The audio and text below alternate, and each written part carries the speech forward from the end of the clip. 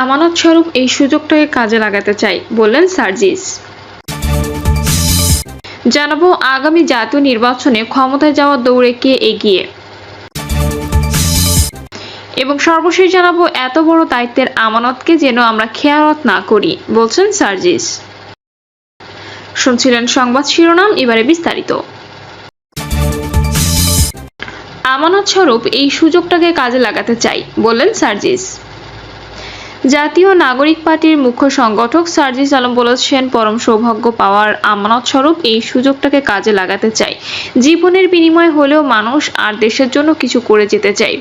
দলে পদ পাওয়া প্রসঙ্গে নিজের ভেরিফাইড ফেসবুক আইডিতে দেওয়া এক পোস্টে কথা বলেন তিনি লেখেন, আমরা এতদিনে খাওয়া শ্রমজীবী ভাইয়েদের কথা শুনতে চাই, স্কুলে পড়ুয়া আগামী বাংলাদেশের পরবর্তী প্রজন্মের কথা শুনতে চাই, পরিবারের জন্য নিজের অনেক স্বপ্ন বিসর্জন দেওয়া বোনদের কথা শুনতে চাই, শক্ত করে সংসারের হাল ধরে রাখা মায়েদের কথা শুনতে চাই। আগামী জাতীয় নির্বাচনে ক্ষমতায় যাওয়া দৌড়ে কে এগিয়ে? জাতীয় রাজনীতিতে এখন নানা মেরুকরণ চলছে। ছাত্র জনতার অভ্যুত্থানে ফ্যাসিস্ট শেখ হাসিনার পতন ও পলায়নের পর নতুন রাজনৈতিক প্রেক্ষাপটে এই মেরুকরণ শুরু হয়েছে। এর মূল লক্ষ্য আগামী জাতীয় সংসদ নির্বাচন। পত্রপত্রিকায় খবর অনুযায়ী অন্তর্বর্তী সরকার আগামী ডিসেম্বরে নির্বাচন করার চূড়ান্ত প্রস্তুতি নিচ্ছে। কোনো কারণে ডিসেম্বরে সম্ভব না হলে আগামী বছরের জানুয়ারিতে নির্বাচন হবে। জাতীয় নির্বাচন সামনে রেখে বিএনপি, জামায়াত সহ অন্যান্য রাজনৈতিক দল যেমন প্রস্তুতি নিচ্ছে, তেমনি ছাত্র জনতার আন্দোলনের নেতৃত্ব দেওয়া সমন্বয়কদের নিয়ে নতুন রাজনৈতিক দল আজ প্রকাশ করবে। সমন্বয়কদের নেতৃত্বে নতুন ছাত্র সংগঠন গঠিত হয়েছে। এই মেরুকরণের মধ্যে পতিত স্বৈরাচারী দল আওয়ামী লীগ অবাঞ্ছিত হয়ে গেছে। হাসিনা সহ দলটির মূল নেতৃত্বের বড় অংশ দেশের বাইরে পালিয়ে গেছে, কেউ জেলে আছেন, কেউ আত্মগোপনে। ইতোমধ্যে সন্ত্রাসী সংগঠন হিসেবে আওয়ামী লীগের ভ্রাতৃপ্রতিম সংগঠন ছাত্রলীগকে নিষিদ্ধ করা হয়েছে। বৈষম্যবিরোধী প্ল্যাটফর্ম অন্যান্য মহল থেকে আওয়ামী লীগকে নিষিদ্ধ করার দাবি উঠেছে। উপদেষ্টাদের কেউ দলটিকে নিষিদ্ধ করার কথা বলেছেন। নির্বাচন কমিশন থেকে নিবন্ধন বাতিলের দাবি উঠেছে। তবে আওয়ামী লীগ প্রকাশ্যে রাজনীতিতে উপস্থিত না থাকলেও দেশের বাইরে থাকা হাসিনা সহ দলটির অন্য নেতারা দেশের বিরুদ্ধে নানা ষড়যন্ত্র করে যাচ্ছেন। ফলে আগামী নির্বাচনে দলটি অংশগ্রহণ করতে পারবে কিনা, করলেও কিভাবে অংশগ্রহণ করবে তা নিশ্চিত নয়। রাজনৈতিক দলগুলোর মধ্যে নির্বাচন কেন্দ্রিক যে মেরুকরণ চলছে তাতে আওয়ামী লীগ দৃশ্যমান নয়। এমন প্রেক্ষাপটে বিচার বিশ্লেষণে যে হিসাবটি আসে তা হচ্ছে, আগামী নির্বাচনে জয়ী হওয়ার রেসে বিএনপি এগিয়ে। বাস্তবতা দলটির ঘোর বিরোধীরাও স্বীকার করবেন। বলা যায়, নতুন রাজনৈতিক পরিস্থিতিতে এবং নির্বাচন নিয়ে বড় ধরনের গড়বড় না হলে দেশের সবচেয়ে বড় সুসংগঠিত এবং রাষ্ট্র পরিচালনার অভিজ্ঞতা সম্পন্ন দল হিসেবে এই মুহূর্তে বিএনপির ক্ষমতায় যাওয়ার সম্ভাবনা বেশি। ইতোমধ্যে নির্বাচনকে গড়বড় করা এবং নানা উসিলায় পিছিয়ে দেওয়া নিয়ে এক ধরনের রাজনৈতিক পুরকৌশল চলছে। বর্তমানে কার্যকর রাজনৈতিক দলগুলোর মধ্যে একটি ইসলামী রাজনৈতিক দলের মধ্যে সংস্কারের কথা বলে নির্বাচন পিছিয়ে দেওয়ার প্রবণতা রয়েছে। দলটির হাবভাব এমন যে আগামী নির্বাচনে সেই ক্ষমতায় আসবে, এজন্য গুছিয়ে উঠতে তার সময় প্রয়োজন।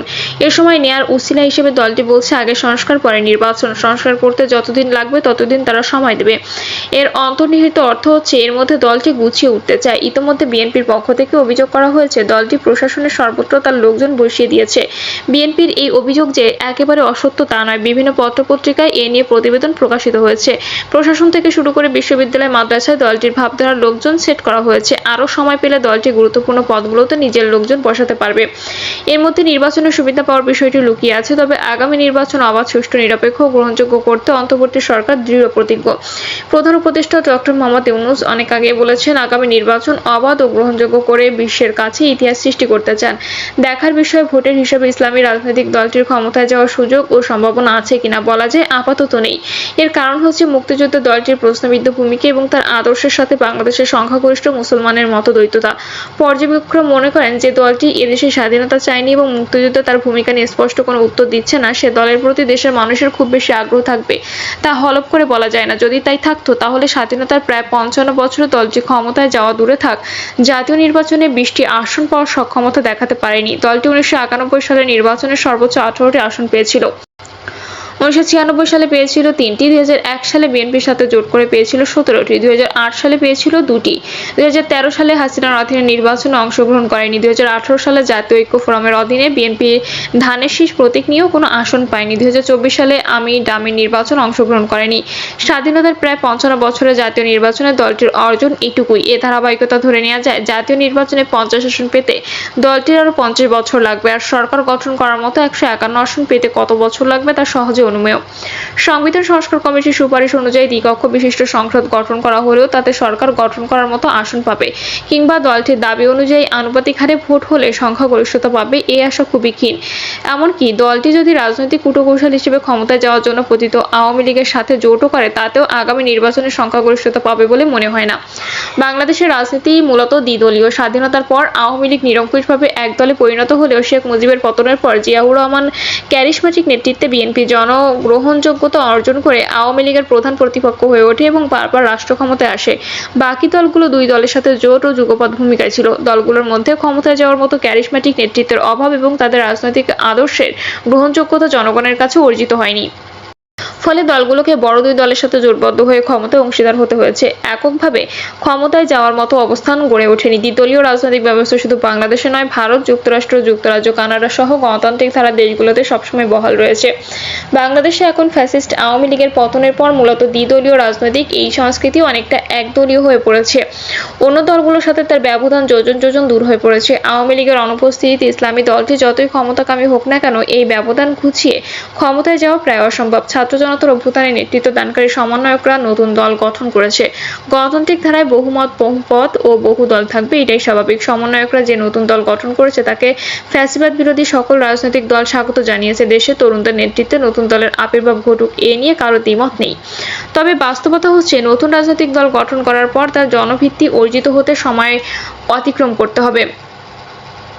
রাতারাতি জনভিত্তি অর্জিত হয় না। দলের ভিত্তি, নীতি, আদর্শ, লক্ষ্য, উদ্দেশ্য কি তা জনগণের সামনে তুলে ধরতে হয়। জনগণ আশ্বস্ত হলে সেই দলের গ্রহণযোগ্যতা বাড়তে থাকে।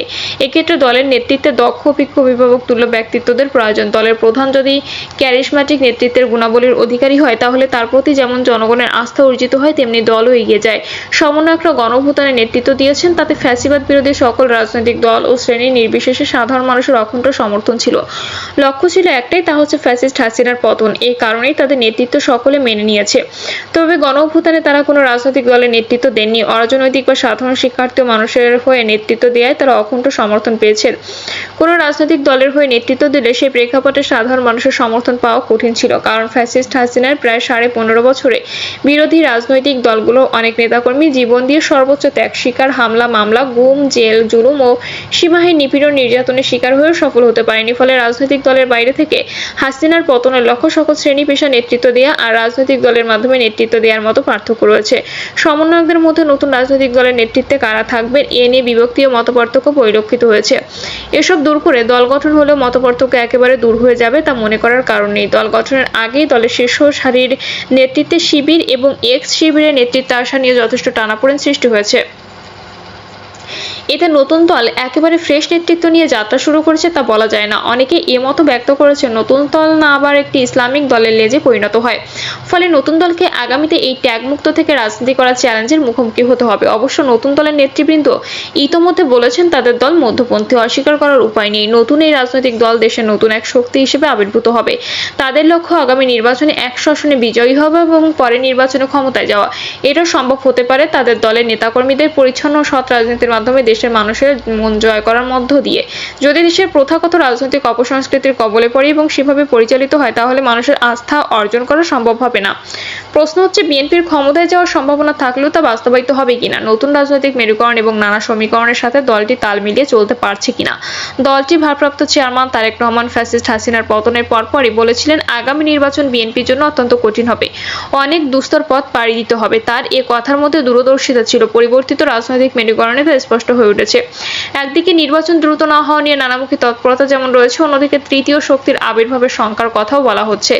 এদের ক্ষতি হলে একমাত্র বিএনপিরই হবে। তার ক্ষমতায় যাওয়ার পথ ক্রমে কঠিন হয়ে উঠবে। ইতোমধ্যে বিএনপি নেতাকর্মীদের বিরুদ্ধে নানা অভিযোগ নিয়ে প্রতিপক্ষ রাজনীতি শুরু করে দিয়েছে। 15.5 বছরে দলটি নিপীড়ন, নির্যাতিত নেতাকর্মীদের ত্যাগকে অস্বীকার করার প্রবণতা বৃদ্ধি পাচ্ছে। দেশি বিদেশি শক্তি বিএনপিকে নেতিবাচকভাবে তুলে ধরার চেষ্টা করছে, এটা বিএনপির জন্য ক্ষতিকর। অন্যদিকে সমন্বয়কদের নতুন রাজনৈতিক দল বিএনপির জন্য চ্যালেঞ্জ হয়ে উঠেছে। মানুষের সামনে প্রথাগত রাজনৈতিক দলের বাইরে নতুন অপশন তৈরি করেছে। ফলে বিএনপিকে এবার সৎ ও এলাকায় ভালো ইমেজ রয়েছে এমন প্রার্থী দেওয়া ছাড়া বিকল্প নেই। প্রিয় দর্শক, এই ছিল এখনকার সর্বশেষ সংবাদ। আপডেট সব সংবাদ পেতে চ্যানেলটি সাবস্ক্রাইব করে বেল আইকনটি ক্লিক করে রাখুন।